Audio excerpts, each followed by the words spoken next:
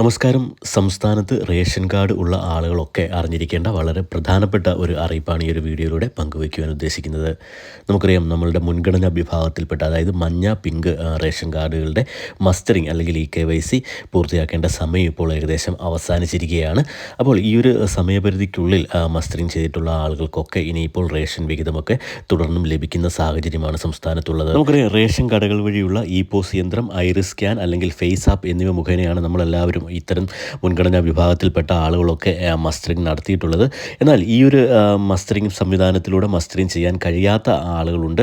ഇത് പ്രായമായവർ, അതായത് പ്രായം അധികം ആയ ആളുകൾ, അതോടൊപ്പം തന്നെ കുഞ്ഞുങ്ങൾ, അതായത് കൊച്ചുകുട്ടികൾ, ഇത്തരത്തിലുള്ള ആളുകൾക്കൊക്കെ ഈ ഒരു സംവിധാനങ്ങൾ വഴി, അപ്പോൾ ഇത്തരത്തിൽ പ്രായമായ ആളുകൾ, അതോടൊപ്പം തന്നെ കൊച്ചുകുട്ടികൾ, കിടപ്പ് രോഗികൾ തുടങ്ങിയവർക്ക് പ്രധാനമായും ബയോമെട്രിക് വിവരങ്ങൾ വെച്ചുള്ള ഈ ഒരു മസ്റ്ററിങ് നടക്കാതെ വന്നിട്ടുണ്ട്.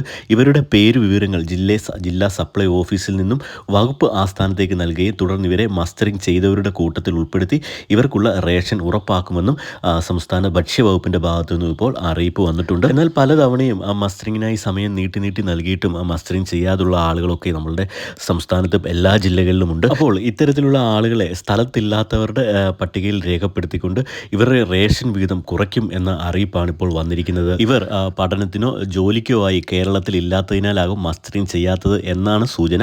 ഇവരെ നോൺ റെസിഡൻസ് കേരള വിഭാഗത്തിൽ ഉൾപ്പെടുത്തി റേഷൻ വിഹിതം കുറവ് ചെയ്യാനുള്ള നടപടികളാണ് ഇപ്പോൾ തുടർന്നുകൊണ്ടിരിക്കുന്നത്. സ്ഥലത്തില്ലാത്തവരുടെയും മരണപ്പെട്ടവരുടെയും പേരിൽ റേഷൻ വാങ്ങുന്നത് ഒഴിവാക്കാനാണ് കേന്ദ്ര സർക്കാർ ഇപ്പോൾ മസ്റ്ററിങ് ഏർപ്പെടുത്തിയത്. ഇതിൻ്റെ കൂടുതൽ വിശദാംശങ്ങളൊക്കെ നിങ്ങളെ ഉടൻ തന്നെ അറിയിക്കുന്നതായിരിക്കും. അപ്പോൾ ഇത്തരത്തിലുള്ള എല്ലാ അറിയിപ്പുകളും നിങ്ങളിലേക്ക് എത്തുന്നതിന് വേണ്ടി ദയവായി ചാനലൊന്ന് സബ്സ്ക്രൈബ് ചെയ്ത് സപ്പോർട്ട് ചെയ്യുക.